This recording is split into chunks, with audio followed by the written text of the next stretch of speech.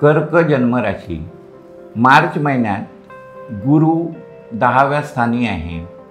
10वं स्थान गुरुच्या दृष्टीनं फारच चांगलं आहे, पण त्याच ठिकाणी हर्षल आहे। त्यामुळे कुठचेही निर्णय जल्दबाजीनं घेऊ नका। पण नोकरीत असणाऱ्यांना किंवा स्वतंत्र व्यवसाय करणाऱ्यांना चांगली म्हणजे फळं मिळतील। धार्मिक कार्यात सहभाग घ्याल। घरासंबंधी किंवा प्रॉपर्टी संदर्भातले जर तुमचे काही प्रश्न अडकलेले असतील तर ते मार्गी लागतील।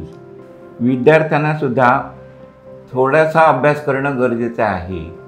म्हणजे तुमचं मन विचलित करणारे काही प्रसंग येतील, पण त्याकडे दुर्लक्ष करून अभ्यास करा।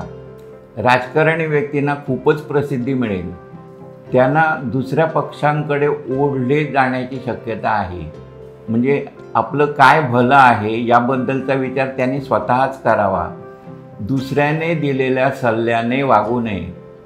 पुढे येणारी निवडणूक आणि त्यापुढे असणारी निवडणूक असं दूरगामी विचार करूनच निर्णय घ्यावा।